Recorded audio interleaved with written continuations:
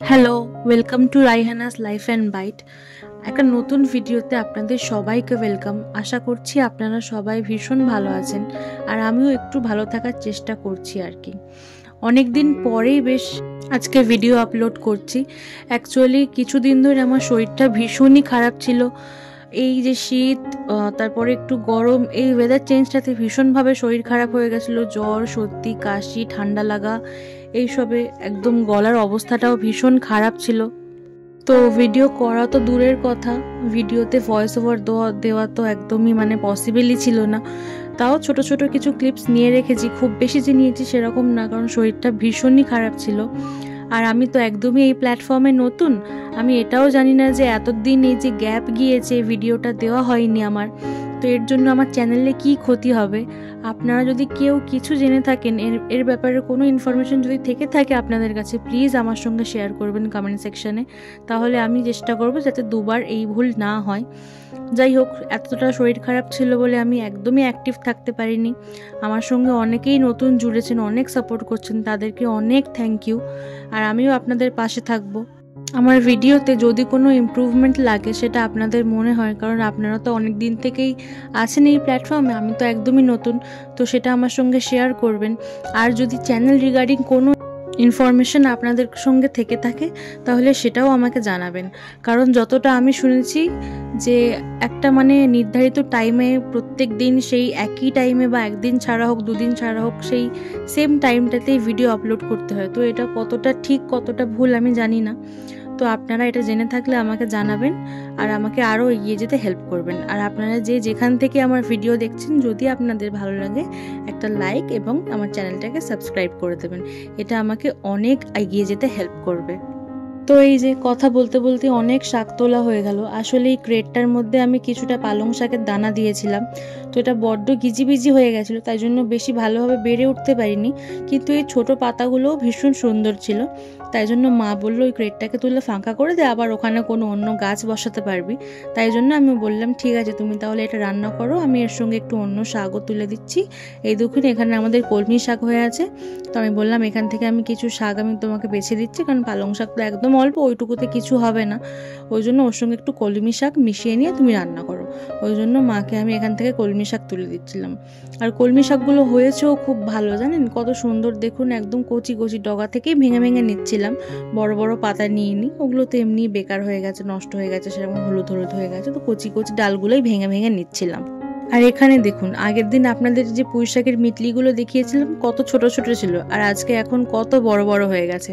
আর এই সেই বেগুনটা যেটা আগের ভিডিওতে আপনাদেরকে দেখিয়েছিলাম, এটা এখন অনেকটা বড় হয়ে গেছে, এটা তো দানা করবে বলে রেখে দিয়েছে, সেটা আমি আপনাদেরকে বলেও ছিলাম। আর এদিকে আমাদের বরবটি কড়াইয়ের গাছগুলো, আর এই সেই নতুন বেগুন গাছটাও যেটা আপনাদেরকে দেখাও বলেছিলাম, এটাতে কালো বেগুন ধরতে ছোট ছোট।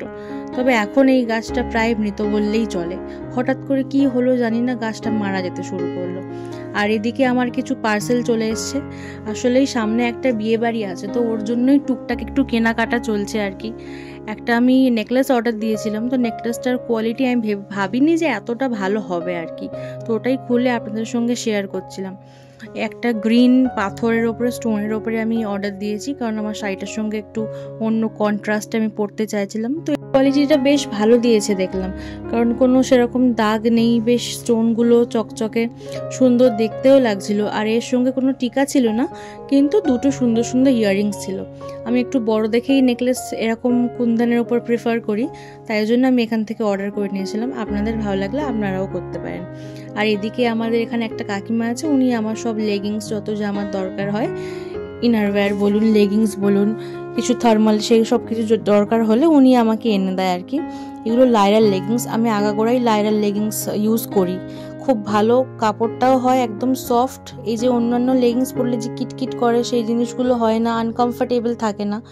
তো দুটো কালারের লেগিংস আমি নিয়েছি, আর এদের অনেক কালার্স আছে, এই দেখুন না 180+ কালার্স আছে এদের।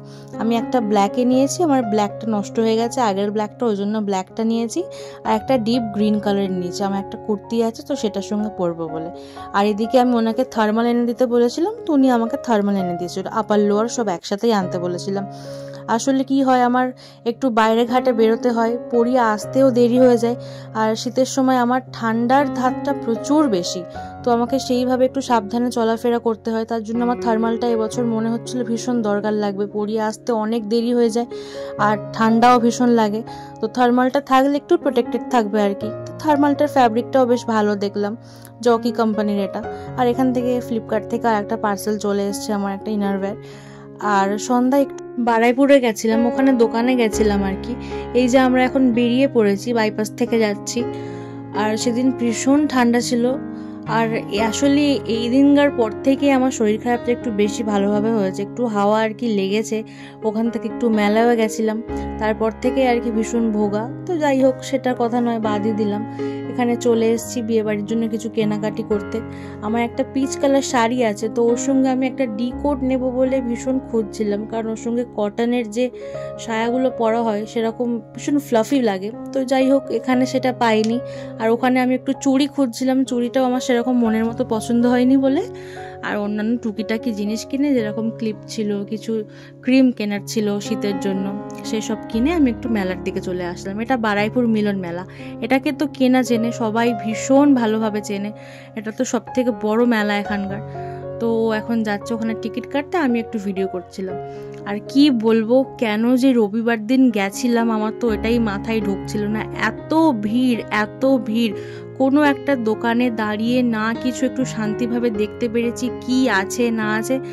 আর ওর ভীষণভাবে খিদে পেয়ে গেছিলো, কারণ সকাল থেকে ব্যস্ত ছিল, ওর কিছু খাওয়া হয়নি। তো আমি বললাম ঠিক আছে চলো আগে খাওয়ার দিকে যাওয়া হোক, কিছু খেয়ে নাও, তারপরে দেখবো। তো দেখবো জাস্ট কথাই হয়ে গেল, দেখা আর কিছুই হলো না, কারণ এত ভিড় ছিল, কোনো দোকানে ঠিকভাবে দাঁড়াতে, পা গলাতে পর্যন্ত পারছি না। এই দোকান থেকে ও একটা এগরোল নিয়েছিল আর দুটো ডিমের ডেভিল নিয়েছিল। আমি এগরোল খাই না, তাই জন্য আমি নিইনি। আর মেলায় আসা মানে আমি পিঠে খাবোই, আমি পিঠে খেতে ভীষণ ভালোবাসি। পাটিসাপটা, এখানে চুষি পিঠা, আরও একটা কি এই যে পিঠা নিয়েছিল, কি একটা গোকুল পিঠা না কি বললো। আর এই দুলটা আমি মামুনির জন্য নিয়েছি, মামুনি মানে আমার শাশুড়ি মা, আকাশের মা। মামুনির জন্য নিয়েছি, বেশ ভালো লাগছিল আর ওনার ওপর ভালোও লাগবে, তাই জন্য নিলাম। আর এখানে আমরা এই ছোট ছোট ফ্যানগুলো দেখতে এসেছিলাম। এই ফ্যানের আমার একটা দরকার ছিল, বাট দামটা এখানে ভীষণই বেশি বলছিল। তো ও বলছিল যে আমি মার্কেটে যাই, ওখান থেকে তোমাকে এনে দেবো, কারণ ওকে প্রতিদিনই প্রায় মার্কেটে যেতে হয় আর ওখানে এগুলো প্রচুর কম দাম। তারপরে এখানে একটা ওর গাড়ির জন্য ভ্যাকিউম ক্লিনার দেখাচ্ছিল, যেটা ওর দরকার ছিল। তো উনি আমাদেরকে এর সব যে অ্যাটাচমেন্টসগুলো আছে সেগুলো লাগিয়ে লাগিয়ে দেখাচ্ছিল যে কোনটা দিয়ে কীরকমভাবে ক্লিন করা যায়, কোনটার কি ইউজ আছে, কোনটা সেকশনের জন্য, কোনটা ডাস্ট ক্লিয়ার করার জন্য। তো ওইগুলো ভালো করে দেখে নিচ্ছিল। আর এদিকে একটু বাড়ির জন্য পিঠে নিয়েছিল। আর এখানে থেকে আমরা দুটো মাসাজার নিয়েছিলাম, এটা আমাদের বেশ ভালোই লেগেছিল। আর টুকটাক আর কি কোমরে ব্যথা, ঘাড়ে ব্যথার জন্য বেশ ভালোই লাগছিল। তো ওখানে উনি আমাদের টেস্ট করে দেখিয়ে দিচ্ছিলেন। তো আমরা দুটো নিয়েছি, ও একটা নিয়েছে, আমি একটা নিয়েছি। ও ওটা বাড়ি নিয়ে যাবে, আমি এটা বাড়ি নিয়ে যাব। তারপরে আমরা মেলা থেকে বেরিয়ে বাড়ি চলে এসেছিলাম আর প্রায় অনেকটা রাতও হয়ে গেছিলো। তো আজকের ব্লগটা এই অবধিই থাকবে, আবার দেখা।